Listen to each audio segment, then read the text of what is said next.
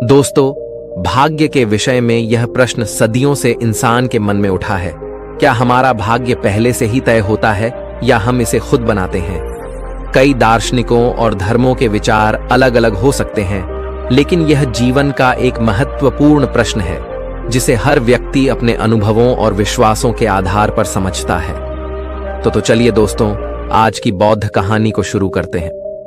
पर दोस्तों, वीडियो में आगे बढ़ने से पहले यदि आप भी भगवान गौतम बुद्ध के सच्चे भक्त हैं तो इस वीडियो को लाइक करके कमेंट बॉक्स में नमो बुद्धाय जरूर लिख देना। और यदि आपने अभी तक हमारे चैनल नरवाल मोटिवेशनल को सब्सक्राइब नहीं किया है तो चैनल को भी सब्सक्राइब कर लेना ताकि आने वाली वीडियो सबसे पहले आपको मिल पाए। तो चलिए दोस्तों, अब हम बुद्ध कहानी की ओर बढ़ते हैं। आइए बढ़ते हैं आज की इस कहानी की। और मगध राज्य के एक छोटे से गांव में वसुदेव नाम का एक साधारण किसान रहता था। वसुदेव एक मेहनती और ईमानदार व्यक्ति था, लेकिन उसका जीवन कष्टों से भरा हुआ था। उसकी जिंदगी में समस्याओं की कोई कमी नहीं थी। कभी फसलें बर्बाद हो जाती थीं, कभी परिवार में कोई बीमार पड़ जाता था। उसकी पत्नी मणि भी सदैव बीमार रहती और उसके 2 बच्चे भी कमजोर और बीमार थे। वसुदेव के पास खेती के अलावा कोई अन्य साधन नहीं था, लेकिन खेती भी उसके लिए कठिनाई बन चुकी थी। हर दिन सुबह उठकर वसुदेव खेत में जाता, कड़ी मेहनत करता, लेकिन उसकी मेहनत का फल उसे नहीं मिल पाता। गांव के लोग हमेशा कहते, यह सब तुम्हारे भाग्य का खेल है, तुम्हारी किस्मत में यही लिखा है और कोई भी इसे बदल नहीं सकता। यह शब्द सुन सुनकर वसुदेव के मन में गहरी निराशा भर गई थी। वह हमेशा सोचता, क्या सच में मेरा भाग्य पहले से तय है? क्या मैं इसे बदलने के लिए कुछ नहीं कर सकता? अगर मेरे जीवन में पहले से ही यह कष्ट लिखा है तो मेरी मेहनत का क्या मतलब है? वसुदेव का यह सवाल उसकी जिंदगी में एक बड़ा मोड़ लाने वाला था। हर रात जब वह सोता तो उसके मन में यह विचार आते कि अगर उसका भाग्य पहले से लिखा हुआ है तो उसकी मेहनत का कोई मतलब नहीं है।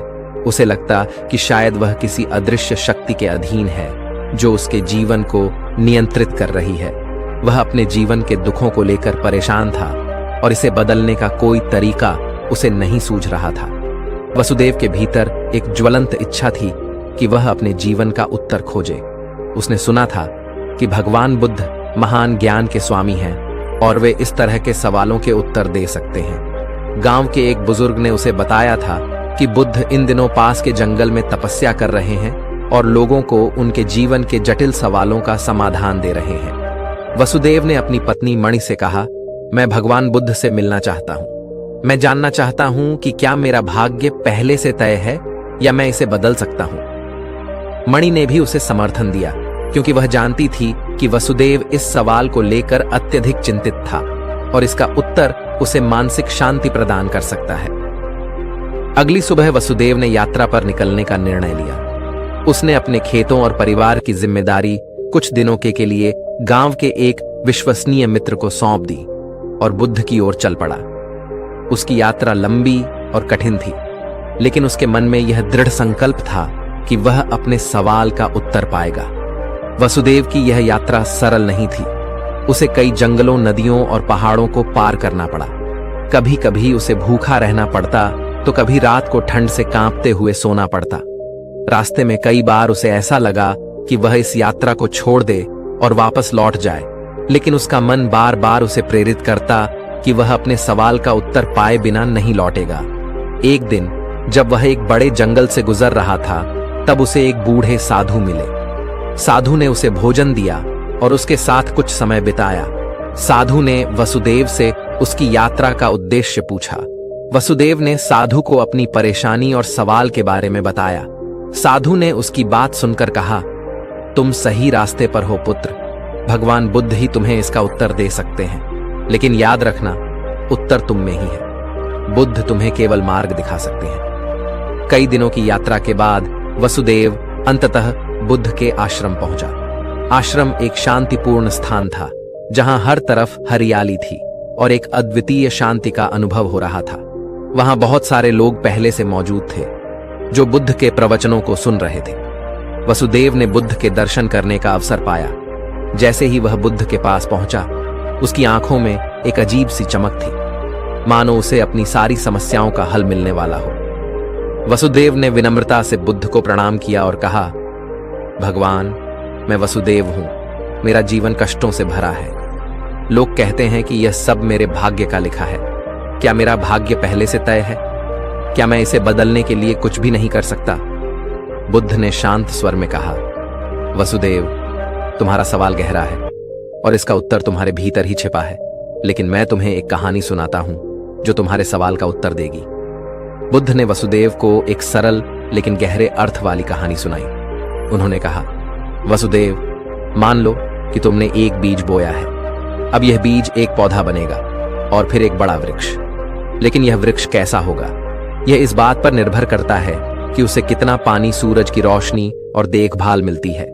अगर बीज को सही समय पर पानी मिलता है तो वह मजबूत वृक्ष बनेगा, अगर नहीं तो वह सूख जाएगा। तुम्हारा भाग्य भी इसी तरह से काम करता है।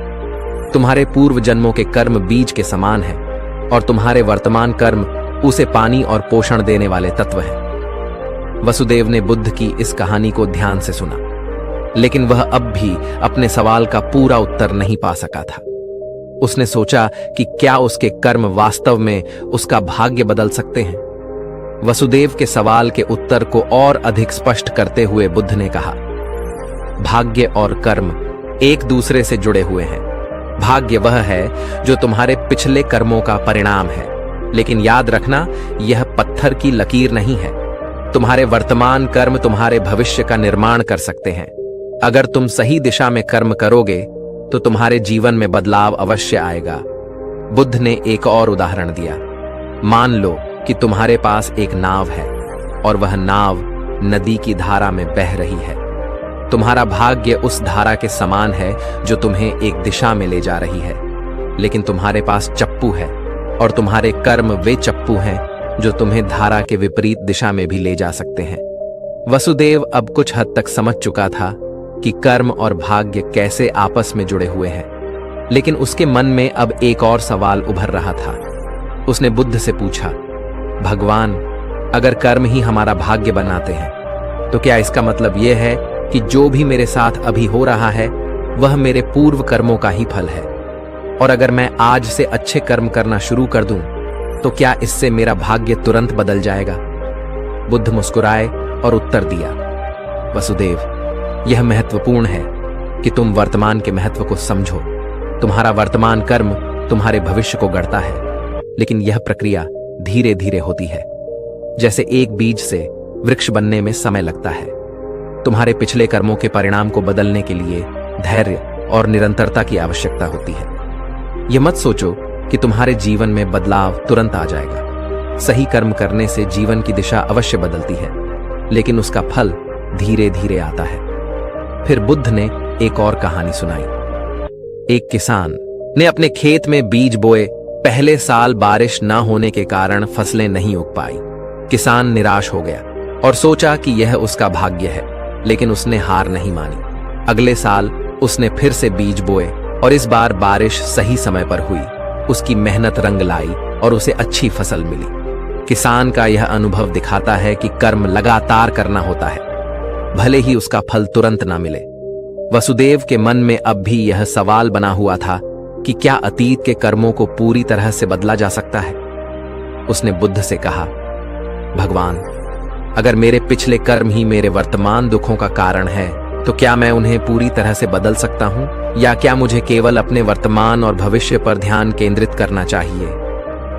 बुद्ध ने गहरी सांस ली और कहा, वसुदेव, अतीत को बदलना संभव नहीं है। जो हो चुका है वह हो चुका है, लेकिन अतीत को स्वीकार करके ही तुम वर्तमान को सही दिशा में ले जा सकते हो।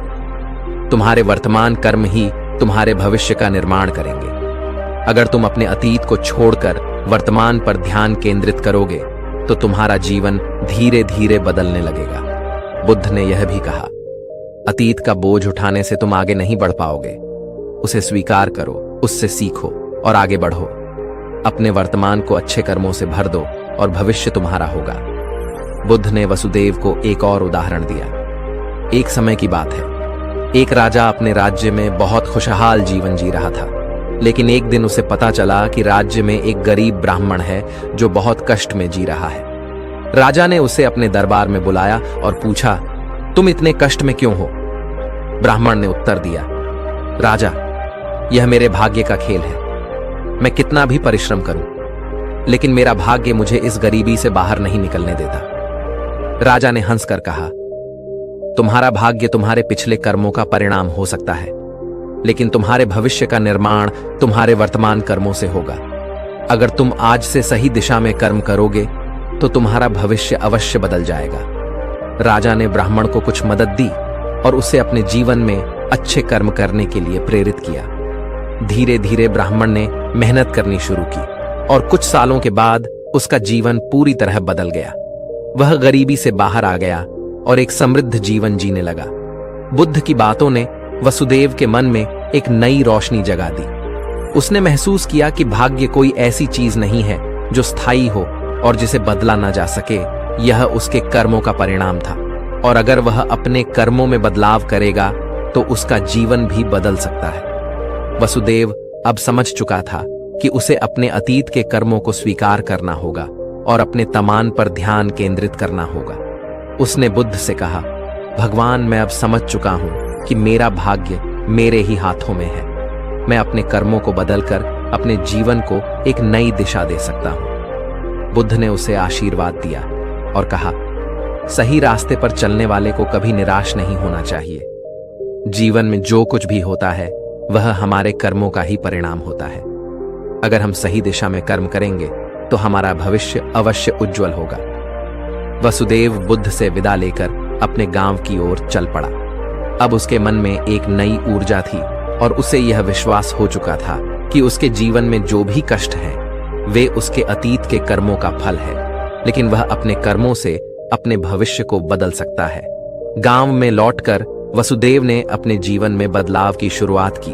उसने खेती में और भी अधिक मेहनत की, अपने परिवार के प्रति और भी अधिक जिम्मेदारी से पेश आया और अपने व्यवहार में संयम और धैर्य को अपनाया। धीरे धीरे उसके जीवन में सकारात्मक बदलाव आने लगे। उसकी फसलें अब बेहतर हो रही थीं, उसका परिवार स्वस्थ रहने लगा और उसका आर्थिक स्थिति भी सुधारने लगी। वसुदेव के जीवन में धीरे धीरे सब कुछ बदलने लगा। उसकी मेहनत और सही कर्मों का फल उसे मिलना शुरू हो गया। गांव के लोग अब उसकी सफलता की कहानियां सुनाने लगे। वे कहे, वसुदेव ने अपने भाग्य को बदला है। उसने अपने कर्मों से यह साबित कर दिया कि भाग्य पहले से तय नहीं होता। वसुदेव के जीवन का यह बदलाव उसे और भी प्रेरित करता रहा और वह हर दिन अपने जीवन को और बेहतर बनाने में जुटा रहा। उसने यह भी समझा कि जीवन में धैर्य का महत्व कितना बड़ा है। समय के साथ वसुदेव गांव के सबसे सफल व्यक्तियों से एक बन गया। वसुदेव एक दिन फिर से बुद्ध के पास गया और उन्हें धन्यवाद दिया। उसने कहा, भगवान, आपने मुझे सिखाया कि भाग्य और कर्म आपस में जुड़े हुए हैं। आपने मुझे दिखाया कि अगर हम सही दिशा में कर्म करें तो हमारा भविष्य बदल सकता है। मैं अब समझ चुका हूं कि भाग्य कोई स्थायी चीज नहीं है और हमें अपने कर्मों पर ध्यान देना चाहिए। बुद्ध ने मुस्कुराते हुए उत्तर दिया, वसुदेव, तुम्हें अब यह समझ आ गया है कि जीवन का सारा खेल कर्मों का है। भाग्य का लिखा हमारे पिछले कर्मों का परिणाम है, लेकिन हमारे वर्तमान कर्म ही हमारे भविष्य को तय करेंगे। जीवन में कभी निराश मत होना, क्योंकि तुम्हारे कर्म ही तुम्हारे सबसे बड़े साथी हैं। वसुदेव अब पूरी तरह से आत्मनिर्भर और आत्मविश्वासी बन चुका था। उसने यह समझ लिया था कि जीवन में कोई भी चीज स्थायी नहीं होती और हमारे कर्म ही हमें हमारे भविष्य की ओर ले जाते हैं। उसने बे के सिखाए गए मार्ग को अपने जीवन में उतारा और अपने जीवन में सुख और शांति का अनुभव किया। इस कथा का संदेश यही है कि हमारा भाग्य पहले से तय नहीं होता। हमारे कर्म ही हमारे भविष्य का निर्माण करते हैं, और अगर हम सही दिशा में कर्म करेंगे तो हम अपने जीवन में सुख और समृद्धि प्राप्त कर सकते हैं। जीवन में कभी हार ना माने, क्योंकि आपके कर्म ही आपके भाग्य को बदल उतारा और अपने जीवन में सुख और शांति का अनुभव किया। इस कथा का संदेश यही है कि हमारा भाग्य पहले से तय नहीं होता। हमारे कर्म ही हमारे भविष्य का निर्माण करते हैं, और अगर हम सही दिशा में कर्म करेंगे तो हम अपने जीवन में सुख और समृद्धि प्राप्त कर सकते हैं। जीवन में कभी हार न माने, क्योंकि आपके कर्म ही आपके भाग्य को बदल सकते हैं। 2. अगर आपको हमारी कहानी अच्छी लगती है तो हमारे चैनल को जरूर सब्सक्राइब कीजिए ताकि हर एक ऐसी कहानी सबसे पहले आप तक पहुंचे। धन्यवाद।